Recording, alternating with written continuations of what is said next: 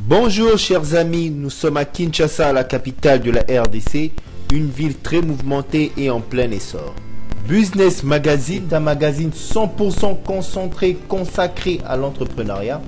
Une visibilité à toutes ces personnes qui sont animées d'une vision de perfection afin d'améliorer leurs conditions de vie. À pouvoir offrir son savoir-faire à toute la population congolaise et pourquoi pas africaine et pourquoi pas la population du monde. On est là pour vous et pour vous servir. Merci. Pour ce numéro, nous vous offrons un numéro spécial. Nous vous offrons 3 rubriques. D'ailleurs, ça sera comme ça que ça se déroulera chaque fois votre magazine, Business Magazine. Rubrique l'entretien, nous allons nous entretenir avec monsieur Fabrice Pelende, qui est le PDG de InfoConcept, qui est une structure informatisée. C'est un jeune entrepreneur que nous sommes allés voir, qui a sa structure dans l'immeuble Beautour en plein centre-ville.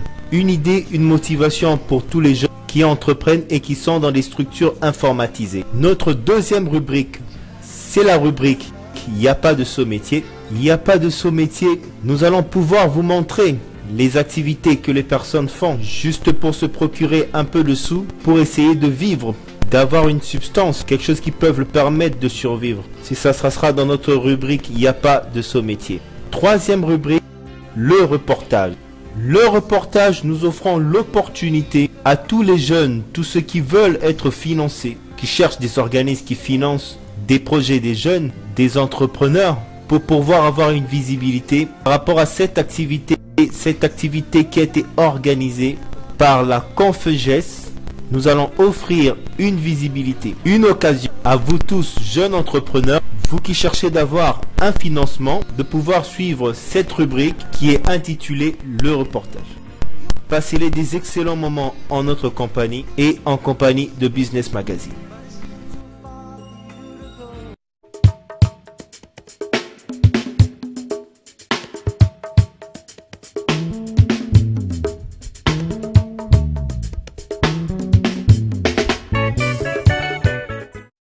En tout cas, un grand merci d'avoir accepté notre invitation sur Business Magazine. Merci aussi de nous permettre qu'on puisse avoir cet entretien. Monsieur Fabrice, vous êtes entrepreneur, jeune entrepreneur. Vous êtes le patron de InfoConcept. Pouvez-vous nous parler un peu de vous? Monsieur Fabrice est le PDG d'InfoConcept. InfoConcept, c'est une structure informatisée basée dans les services de la production numérique. Donc je fais allusion toujours à l'informatique. Voilà, aujourd'hui je suis là comme invité chez vous. Je pense que je suis disposé à répondre à toutes vos questions. Alors moi j'ai commencé dans l'informatique comme tout le monde, hein. Donc j'ai commencé dans le niveau préliminaire. Bureautique, saisie de documents. Oui, donc d'abord j'ai commencé par faire des formations dans la rue. Hein? Je n'aimerais pas citer le nom de là où j'ai commencé, mais là où j'ai été engagé pour une première fois, c'était dans une structure de mon vieux monsieur Guilain Fimpa, que je remercie en passant aussi. C'est lui qui m'a formé, donc il m'a un peu montré comment se passent les choses. Alors, quand nous on a commencé, parce que je me l'ai dit, j'ai maintenant pratiquement 15 ans de carrière dans les domaines informatiques. C'était pas en vogue comme aujourd'hui. À l'époque, l'ordinateur, vraiment, il n'y avait même pas à saisir tout ça. Donc, c'était il y avait des dactylos qui existaient d'abord. Donc, vous avez commencé à l'époque des dactylos. On a commencé à l'époque des dactylos. Alors, c'était vraiment un monde que nous, on a embrassé. Pas dans ses débuts, mais dans nos débuts, nous, on aimait ça. Alors, on a compris après que c'est un monde vraiment émergent. La preuve en est qu'aujourd'hui, pratiquement tout ce qui se passe dans la société est embrassé par l'informatique. Voilà, on s'y est adapté à ces mouvements-là. Et on a tenu bon, voilà, jusqu'à l'heure.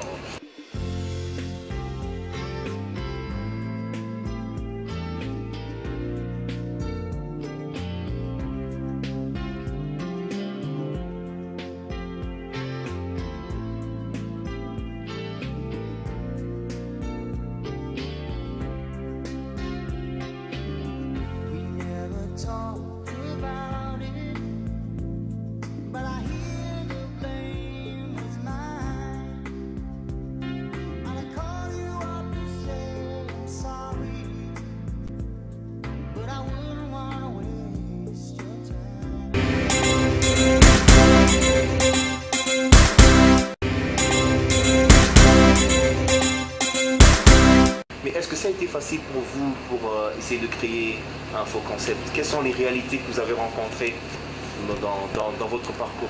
Voilà, ça c'est une très bonne question, M. Ted. D'abord, je voudrais vous rappeler que la vie en soi n'est pas facile, même pour les riches. Ne vous en faites pas. Vous voyez, quand on aspire à atteindre des objectifs, il faut avoir la maîtrise de ce qu'on appelle la performance. La performance et la volonté. Parce que dans tous les cas, rien n'est facile. Mais quand on a des idées bien placées, bien focalisées, on finit toujours par atteindre ses objectifs. Même si ce n'est pas avec maximisation des idées, mais on atteint quand même un niveau évolué par rapport au départ là où on était. Donc ce que j'ai fait là où je suis, ça n'a pas été facile. J'ai d'abord respecté la hiérarchie et à mon tour, j'ai suivi les bons chemins, c'est tout la volonté et le courage de ce que j'ai fait. Voilà là où je suis là. Un entrepreneur d'abord, c'est un visionnaire. C'est quelqu'un qui aspire à une société vaste, en esprit d'abord. Vous voyez, quand vous êtes entrepreneur, non seulement vous gérez des personnes, mais vous gérez des sociétés. Parce qu'à travers ces personnes-là, il y a des gens qui y vivent derrière. Vous voyez? Donc faire l'entrepreneuriat, ce n'est pas un domaine facile. Mais c'est un domaine abordable et ouvert à tout le monde. Heureusement pour nous, nous sommes dans un pays, malgré qu'il y a des contraintes fiscales, mais on donne la chance à tout le monde d'investir. La chance comment ça, la chance à tout le monde? Donc quand je dis la chance à tout le monde, aujourd'hui toi par exemple, en tant que Congolais, pour ouvrir une structure par exemple, pas seulement en ville ou bien dans la cité, l'État vient après. Donc c'est un droit qui rétroagit comme on le dit. Donc la fiscalité de notre pays rétroagit par rapport à son peuple. C'est-à-dire que tu ouvres d'abord et après... Voilà. Donc l'État te donne cette chance-là. L'État ne vient pas te dire que non, écoute monsieur, n'ouvre pas avant, il faut ça. Non. Non mais là c'est pour les PME, c'est pour les petites, moyennes entreprises. Mais c'est un départ. Pour qu'une grande entreprise puisse s'ouvrir, il faut forcément des documents, il faut forcément des autorisations. Oui, bien sûr, je n'en disconviens pas. Bon, là, par rapport à notre débat, nous parlons du petit peuple, c'est ça. Voilà. Ouais. Donc l'État nous donne aussi cette chance-là, malgré qu'il a ses aléas, qu'on aura à dire s'il y aura le temps.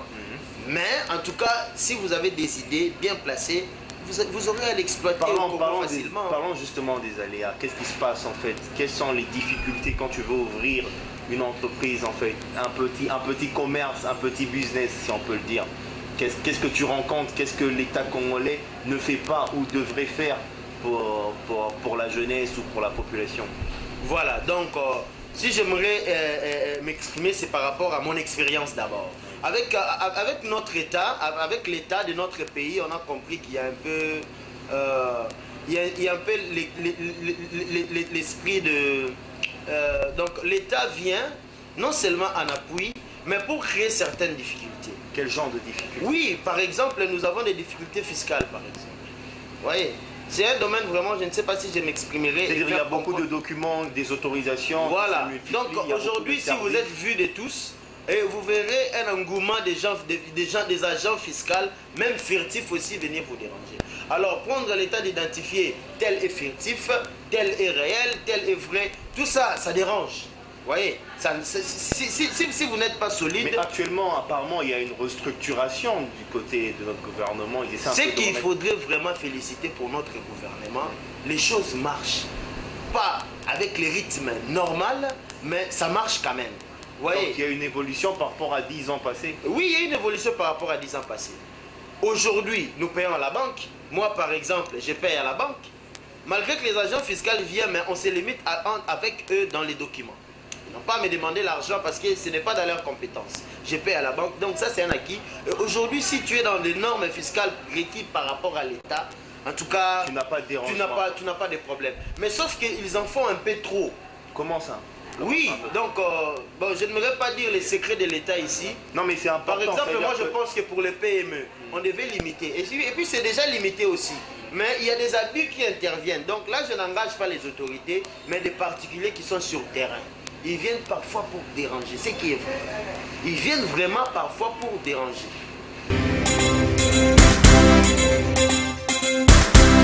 On peut dire qu'on peut encourager les gens à vouloir créer, à vouloir s'organiser, monter une entreprise, se lancer dans un commerce, se lancer dans un business Et on peut dire que ça demande quoi? Ça demande quoi effectivement? Du courage, un fond de départ. Et vous, qu'est-ce que ça demande pour commencer, pour se lancer dans quelque chose?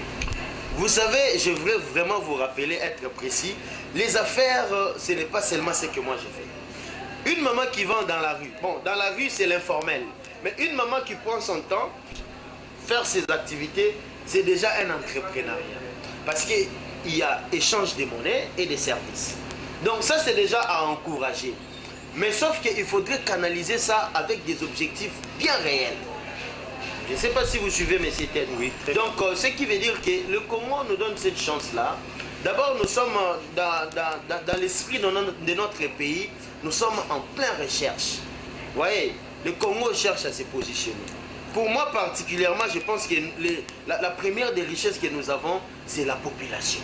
La population du Congo, une fois aguerrie, donc pourra montrer et faire valoir le meilleur de lui-même. Pourquoi je dis ça? Parce que quand nous rentrons dans les authenticités, nous voyons d'abord que nous sommes issus d'un peuple fort.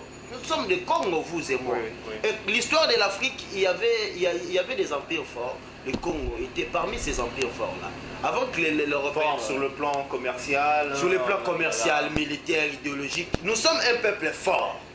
Nous avons subi la colonisation et aujourd'hui nous voulons cesser avec tout ça dans toutes ses formes, dans toutes ses formules. Donc ce qui veut dire que nous retrouvons nos authenticités avec nos forces idéologiques. D'abord moi particulièrement, donc j'apprécie beaucoup un monsieur, c'est mon ancien patron, monsieur Guilain Fimpa. Alors pourquoi je cite son nom? Parce que c'est quelqu'un qui a été animé d'un esprit serein. Donc c'est quelqu'un qui nous a vraiment montré les droits chemins sans arrière-pensée. Vous voyez, il a donné le meilleur de lui-même. Parce qu'il y a quelque chose qu'il m'a dit, et jusqu'à aujourd'hui, je l'enseigne à tout le monde, le meilleur investissement, c'est dans l'homme. L'homme que je suis pourra lui apporter quelque chose parce qu'il a placé tout ce qu'il avait comme connaissance en moi. Pas à moi particulièrement, à ce qu'il a eu comme disciple enseigné. Donc pour moi, je trouve que c'est lui mon modèle d'abord. Ce que je connais, en majorité, je le puis chez lui. Et dans mon domaine, j'apprécie beaucoup Zuckerberg. Monsieur Mark Zuckerberg. Parce que c'est un chercheur. Parce que moi, je suis analyste programmeur. Dans la programmation, il y a ce qu'on appelle les alinéas. Donc, il a poussé ses réflexions dans une paroxymité qui lui permet aujourd'hui d'élaborer des réseaux sociaux très forts tels que Facebook. Donc, c'est quelque chose vraiment de génial, qui pousse même à contrôler certains individus. Mais sans qu'on les sache. Qu'il est jeune et milliardaire, ça vous dit que ça vous tente un peu? Non, moi je n'apprécie pas son argent. Mais vous faites ça pour de l'argent, n'est-ce pas? Ce que moi je fais, oui. Bon, ce que moi je fais, c'est pour l'argent. Vous avez parlé de modèle. Oui. Moi, il est mon modèle pas parce qu'il est riche.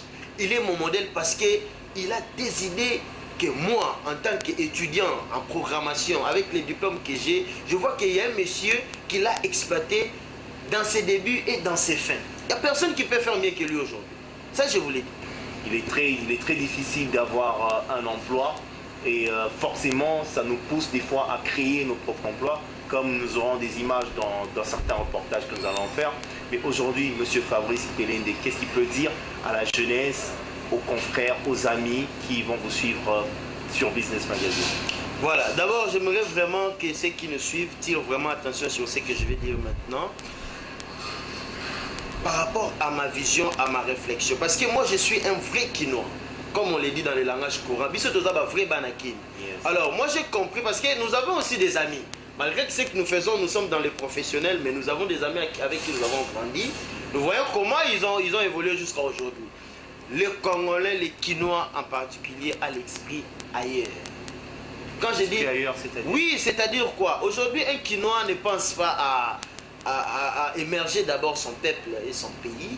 Il pense à aller puiser ailleurs pour venir émerger. On n'a pas tous le même niveau de vie.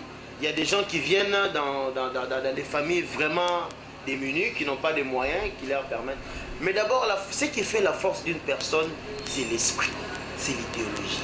Aujourd'hui, vous trouverez sur 100% de ceux qui ont réussi, il y a des gens qui viennent aussi dans des classes inférieures. Mais quand l'esprit humain est fort, quand vous vous attelez à quelque chose, Vous finirez par l'avoir, monsieur Ted, ne vous en faites pas. Vous voyez, même le Christ, lui, il a été formel. Hein. On te donne un talent, mais qu'est-ce que tu en fais? Parce que tout le monde dans la vie a une chance. Ne vous en faites pas. Tout le monde dans la vie, Dieu donne à tout le monde une chance de réussir.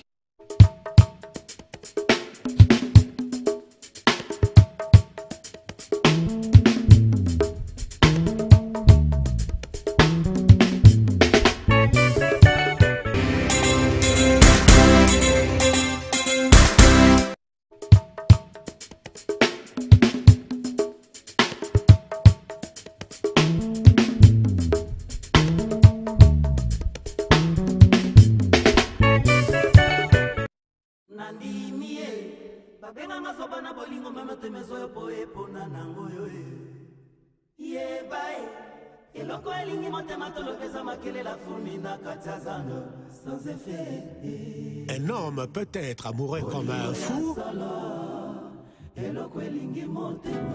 mais non pas comme un sot. Je t'aime. Mama ozawa pobondele langa bolingo nanga fanimbilo. Motema kilo bravo na sali lokola ngunga ya zoluka bena makila na ebende. Fani na linga se bisimba sala motema nanga kamundele o. Aleli singa olokola ayoba pimele bibero e. Willy Bombi. Motia, mote. Papa nanga tu nanga. Ne vous savez pas vous serez tout voir par jour dans combien. Ah, ça dépend du client. Ça va piquer. Ça dépend du client. Ça va plus fixe. Et tu papa nanga puis ça nga 3000 francs. À ce moment-là, c'est bon monsieur. Ça dépend de la relation. Ça n'est pas relation. On est dit par jour. Sur les 5, 6, 7 cas. Ah, c'est rare. Celui qui va 5, ça va. On a d'abord les clients là-bas. Et c'est comment bien là on parle. Ah, sur les tiers, ça peut signer 2500. Les coquines en haut. Les coquines en haut. Comme si soyez à peu près 1500. Voilà, 1000 à 3500. 4 FCO, ah, vous avez ça est là. Je me suis dit, ouais, là, mon propre. Alors, matin, il est là, ça va. Ça est déjà là. Voilà, ça y est. Tu vois, là, on a des panaches. Bon, peut-être qu'il y a tout ça au programme. Nous aider, pas aider. Voilà. Merci. Merci. Je suis fou de toi, Fanny et Bilo.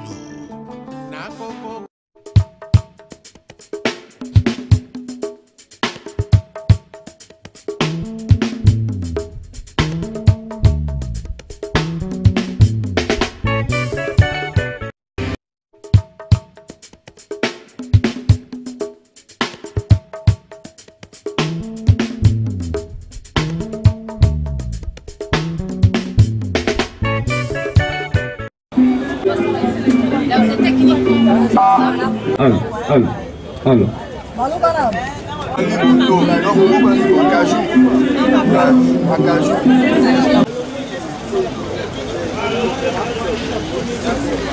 D'abord, la culture d'ananas vous souhaite la cordiale bienvenue. Ok, merci. La culture d'ananas se passe de la manière suivante, c'est-à-dire ça, quand il y a la maturité, je vais couper la tête ici. Puis je vais planter. Comme notre culture, c'est une culture intensive. C'est une culture intensive, c'est-à-dire je mets les produits chimiques pour qu'il y ait au moins un développement, une croissance rapide. C'est-à-dire une plante d'ananier peut nous donner des ananas. Peut nous donner comme la culture intensive. Maintenant, je prends les têtes là, je vais en semer.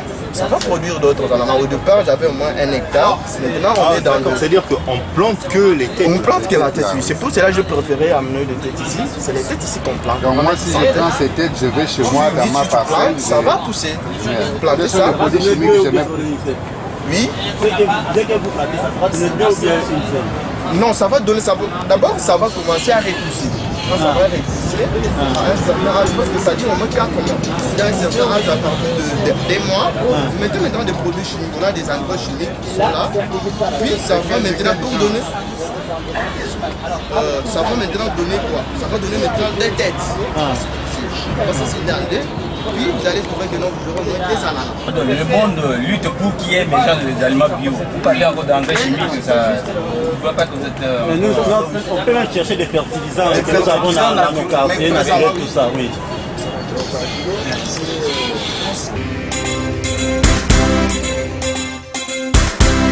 Bonjour Monsieur Christian. Bonjour. Moi c'est Ted. Moi c'est Monsieur Christian Capella. Très enchanté. Je crois que vous êtes un jeune entrepreneur et vous nous avez fait une bonne présentation sur la culture de l'ananas. En fait, l'idée vous est venue. Ok, merci beaucoup pour une pertinente question. Parce que la culture qui est des grands aussi, c'est un projet qui a été financé par la Confégès, c'est-à-dire je suis jeune de la République démocratique du Congo. J'ai suivi la formation dans la Confégès. Puis j'ai élaboré ce projet qui est devant vous de la culture d'ananas Moses, qui est le nom scientifique d'ananas. Ce projet ici m'a beaucoup aidé personnellement jusqu'après mes études humanitaires. Je ne savais pas quoi faire. Je suis retrouvé dans l'embarras des choses. Par manque de moyens de continuer les études universitaires, comme le parent n'avait pas de moyens, j'ai suivi cette formation à la Confégès et j'ai été financé par la Confégès par un montant de 1 250 000 francs CFA, ce qui vaut à 250 000 $.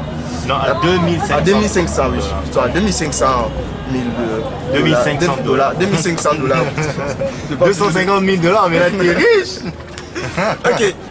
À part ça, j'ai alloué des terrains et aussi acheté certains matériels qui m'ont aidé pour les arrosoirs.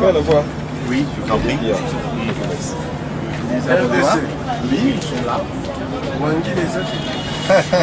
Monsieur demande du Wangil. Il faut bien poser la boca comme ça. Oh, ok.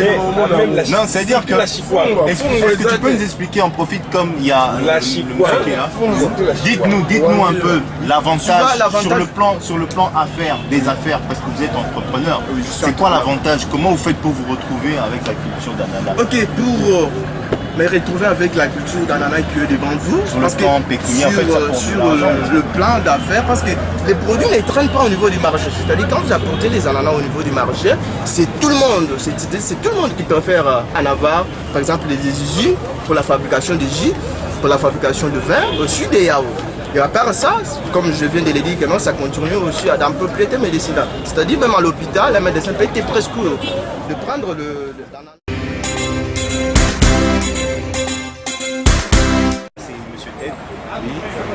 Je suis Alain Vorat, directeur de la francophonie au sein de l'administration de la Fédération Wallonie-Bruxelles.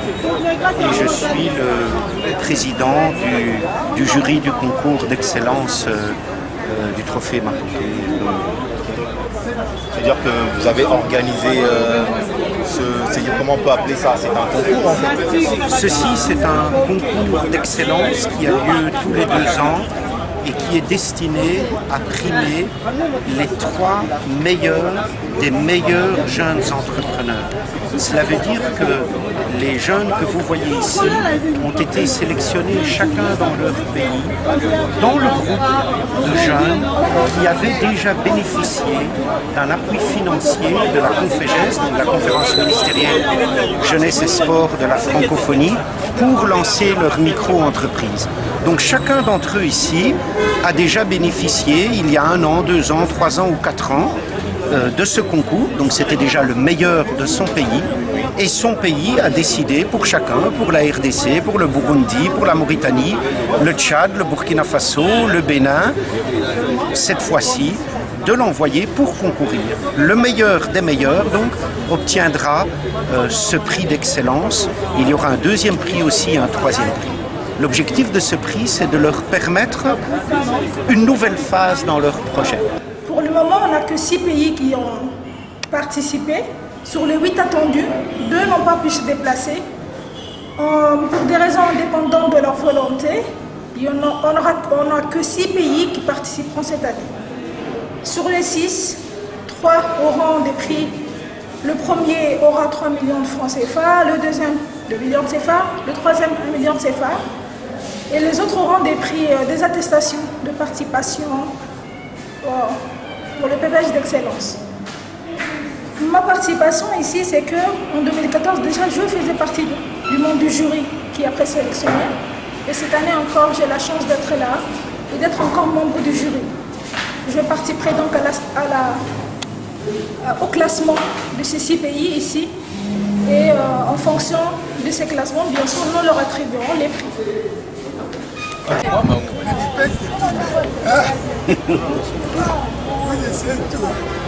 Avec du pain, oui.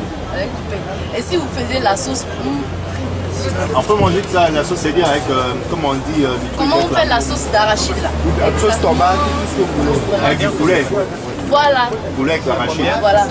Vous êtes très jeune, vous avez commencé ça à quel âge? À 10 ans? Non, c'est vrai. Bon, je suis très jeune effectivement, mais j'ai suivi une formation. Je suis une technicienne en nutrition et transformation technologie des produits agroalimentaires. Okay. Donc suite à ma formation, j'ai essayé de voir parce que les produits à l'état brut, c'est plus exporté.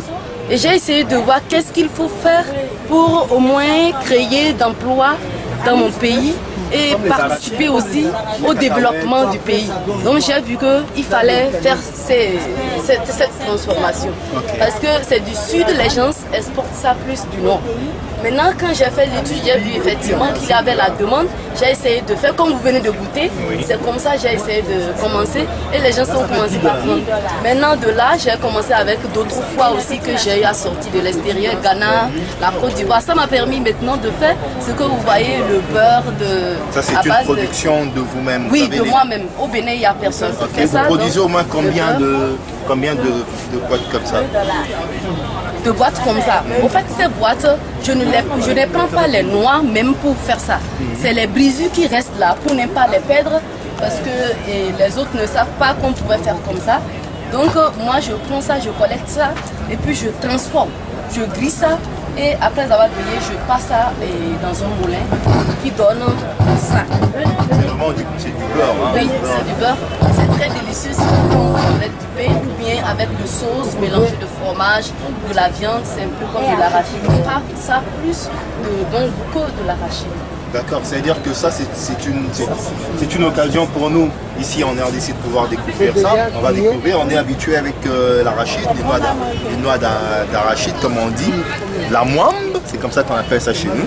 Mais on va essayer de découvrir ça. En tout cas, nous vous souhaitons toutes les bonnes chances. Merci. Maintenant, ce que je voulais aussi dire, c'est pour dire aussi que nous, en Afrique, en fait, on a des richesses qui sont vraiment autour de nous et il faut vraiment valoriser ça. C'est mon objectif, vraiment, il faut valoriser ça pour amener à tout le monde de se mettre à l'œuvre. Pour que nous puissions vraiment lutter contre la pauvreté, surtout la jeunesse d'aujourd'hui, tout le monde veut rester dans le bureau, tout ça là. Ou bien veut demander de l'argent, demander de l'argent, non. Mais moi j'ai commencé avec une somme de 200 000 francs. Je me débrouillais avec et comme ça la Conféges, suite aux formations, j'ai eu la chance d'obtenir d'un financement de 2 500 000, ce qui m'a plus permis aujourd'hui de créer d'emplois avec 18 employés. 18 employés. Et vous faites un bon chiffre d'affaires quand même? Oui, je fais un bon chiffre d'affaires. J'ai commencé petitement, mais avec la vente, je vais aujourd'hui, par exemple, pour cette année qui vient d'écouler, je suis allée à 4 600 000. Super, 4 600 000 un bénéfice de 2 millions. Voilà, bénéfice de 2 millions, le double de ce que vous avez commencé. Voilà. En tout cas, c'est très intéressant. Et ben, écoutez, merci. Merci et encore passez du bon temps. Ça, c'est merci. En tout cas, toutes les bonnes choses. Ok, merci. Au Bénin, comment on est? C'est monsieur Gay. Ah bon? Oui, quel quartier? C'est-à-dire qu'en Italie, j'habite. Voilà, quand j'habite. Ça fera plaisir à mon père quand il va voir ça. Ah, ok. Ouais, parce qu'on a habité au Tchad. Ah, d'accord. Et vous pouvez nous faire une petite présentation de ce que vous vendez? Nous, ici, on a une société de transformation d'arachide en huile. Notre principal travail, regardez ici. D'abord, quand on avait créé l'entreprise en 2013, on a commencé à faire vraiment des chiffres d'affaires très importants. J'ai dit pourquoi. Avant, j'ai acheté les produits au marché. Mais j'ai dit pourquoi je ne fais pas la culture d'arachide. Ici, on a fait la culture. Donc avant, vous avez commencé par acheter, après vous essayez de faire la culture vous-même. J'ai fait la culture moi-même. Hein?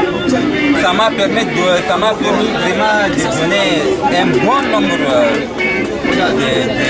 d'arachides, un nombre de sacs. j'ai le fond d'arachide ici. Et l'arachide dans des magasins. Stocké, ça c'est stocké dans des sacs. Oui, maintenant, comment on fait? Voici, on a une machine de confitesse. La confitesse qui permet de séparer les coques d'arachide et les grains.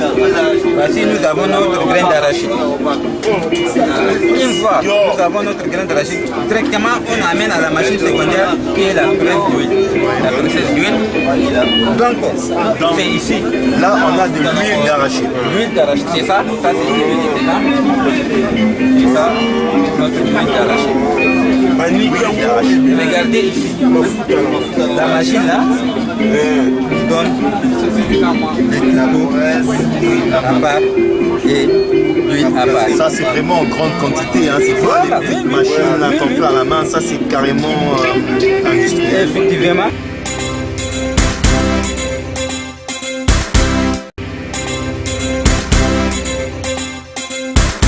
Ces modules de formation sont accessibles à tout jeune. Et ça commence de manière très basique. Qu'est-ce que ça veut dire devenir entrepreneur? Qu'est-ce que ça veut dire? Deuxièmement, est-ce que je suis capable de devenir entrepreneur? Troisièmement, qu'est-ce que je dois faire pour m'adresser à une banque? Est-ce que c'est possible? Quatrièmement, qu'est-ce que ça veut dire un bilan? Comment est-ce que je fais des comptes?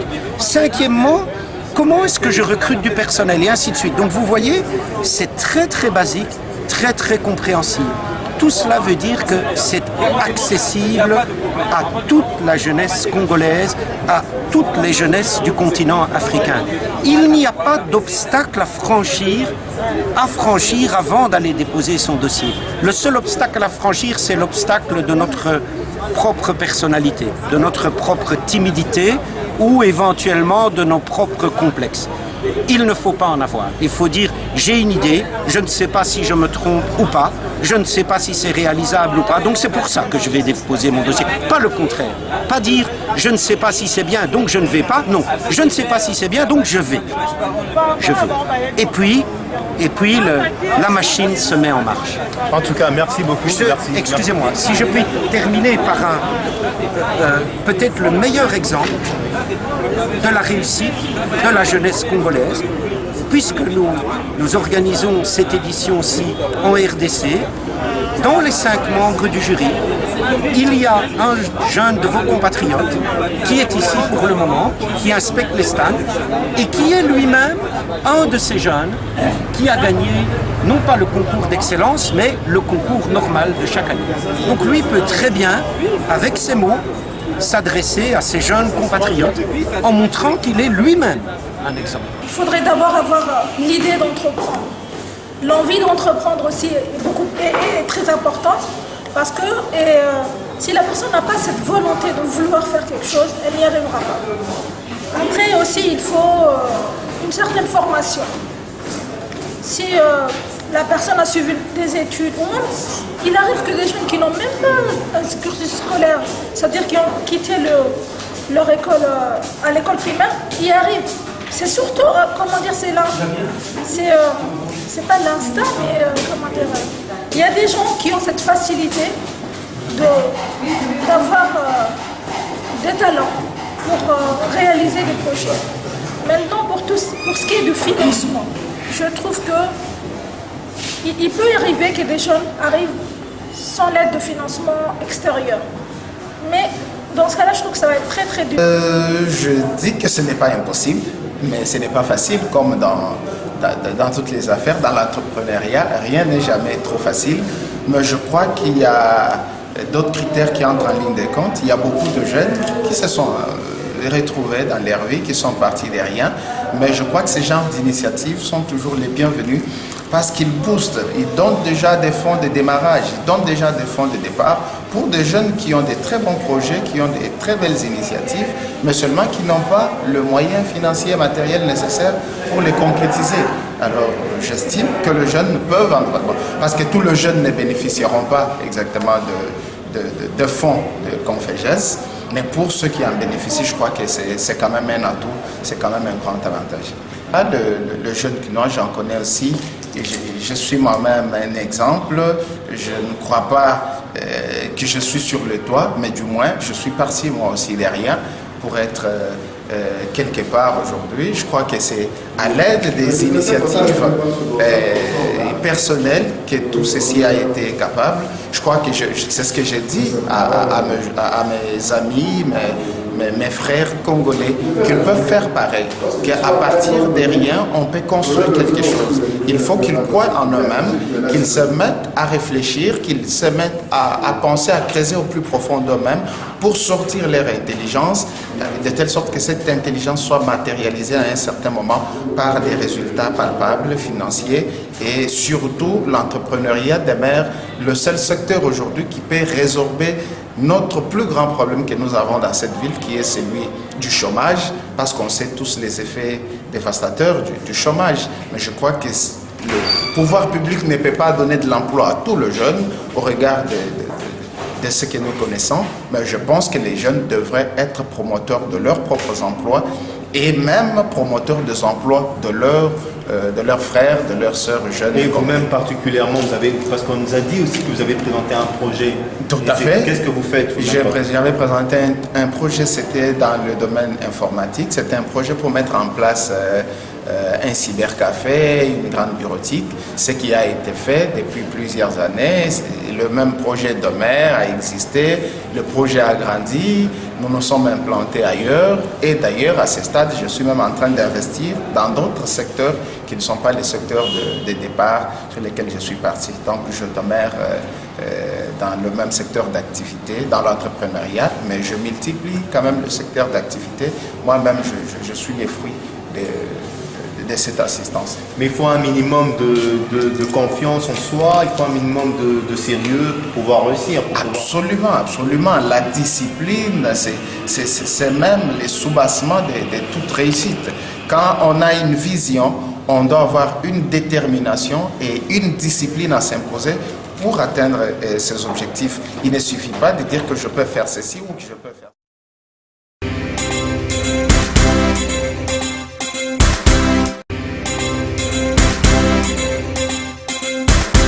Être financier, c'est un rêve pour un Congolais d'être financier, parce que même quand on a un bon projet, des fois on va à la banque ne finance pas, mais sur ce projet que beaucoup vont découvrir, l'adresse, pas seulement à Kinshasa, même à Brazzaville, où est-ce que les gens peuvent venir pour déposer leur projet? Parce que vous avez dit que ça ne dépend pas que la personne puisse beaucoup étudier, c'est-à-dire que vous aurez vraiment des projets en briques et pattes, mais qui seront assez intelligents. Mais qu'est-ce que vous pouvez dire en fait, où est-ce qu'on peut venir déposer son projet du côté de Brazzaville? L'adresse est unique dans tous les 43 pays membres. C'est le ministère en charge de la jeunesse et tantôt parfois à la fois de sport et loisirs comme ici en RDC.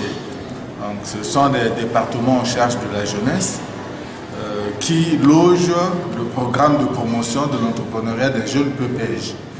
Et c'est ce programme qui identifie les jeunes porteurs de projets, porteurs d'idées de projets.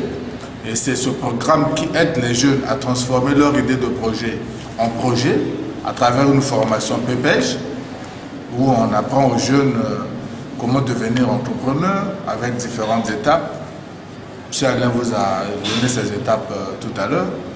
Et une fois que le projet est monté, on enseigne aux jeunes comment chercher le financement parce que la Conféges ne finance pas tous les projets. La Conféges finance 10 projets et les meilleurs par année. La jeunesse ne devrait pas attendre que la fonction publique, l'administration les appelle. La jeunesse devrait réfléchir. Comment aider l'administration à être plus opérationnelle, plus efficace et plus efficiente? Quelle est la contribution que moi, jeune, je peux apporter à mon État, à ma nation, pour que mon État ou ma nation avance? Tout part de là. Et il ne faut pas rester bras croisés et attendre que l'administration ou l'État vous dise « bon, voilà, vous êtes devenu fonctionnaire ». Non. Il faut initier. La première des choses, c'est d'abord avoir l'intention de faire quelque chose. Dans le cadre indépendant. Il ne faut pas être dépendant de l'administration publique. Qu'est-ce que moi, en tant que citoyen congolais, de la RDC, de Kinshasa, de citoyen de Tchad, je peux faire. Et ça part de l'observation de son environnement. Vous avez vu le jeune qui présente son produit en bas, observé que ces noix d'acajou, c'est la jeune fille plutôt, ces noix d'acajou traînaient un peu. Et elle a pensé transformer ça en pâte, en huile, en beaucoup de produits. Et ça prend l'adhésion des autres. Donc il faut d'abord voir qu'est-ce que moi je peux faire. Partons d'abord de mon environnement. Et en observant les besoins des uns et des autres. Parce qu'il faut que je produise quelque chose qui peut être acheté par les autres. Quels sont les besoins des autres dans mon environnement immédiat d'abord? Comment puis-je faire pour aider les autres à satisfaire leurs besoins? C'est à ce moment-là qu'on peut avoir une idée. Et cette idée qui peut porter l'idée entrepreneuriale. Bon, j'invite les jeunes à créer, à ne pas attendre, pas croiser les bras. On n'a pas besoin forcément de beaucoup d'argent. C'est d'abord l'idée. Une fois que vous avez une bonne idée qui convainc, un banquier peut vous donner de l'argent. Enfin, prêter, hein. Quand vous avez une idée que vous avez bien traduite en business plan, avec l'appui de la Confégence bien sûr, vous pouvez trouver un financeur, ça peut être un banquier, ça peut être aussi un parent qui est nanti, qui peut vous aider. Vous trouverez des mécanismes de remboursement. Ça peut être, comme on dit traditionnellement, le cadre du coin. Dans votre coin, vous pouvez avoir un cadre, pas forcément parent, mais un cadre qui peut vous aider. Voilà. Donc vous avez l'administration publique, vous avez les administrations publiques, privées, vous avez des individualités qui peuvent vous aider que si et seulement si votre projet peut convaincre. Si vous avez une idée qui traduit un projet qui convainc, en tout cas, il y aura des moyens qui vont intervenir.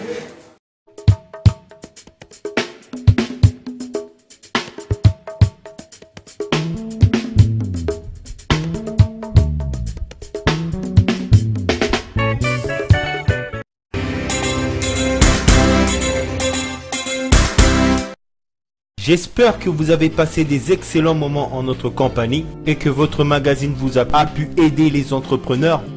Et vous aussi qui avez une vision, vous qui avez envie de commencer un commerce, d'entreprendre, ça a pu vous aider, ça a pu vous motiver et vous donner aussi encore par rapport à ce que vous voulez faire, une motivation. J'espère que ça vous a plu. Entre temps, je vous demande de rester scotché. Contactez-nous via notre courriel, via notre numéro de téléphone ou soit notre adresse email. Quant à moi, je remercie mon mentor qui est nul autre que Monsieur Gabriel Chabani Record, Yous Biao qui est à la caméra, CD Productions. Merci à tous ceux qui ont fait que ce magazine soit réalisé. Entre temps, portez-vous bien, entreprenez et faites-vous de l'argent.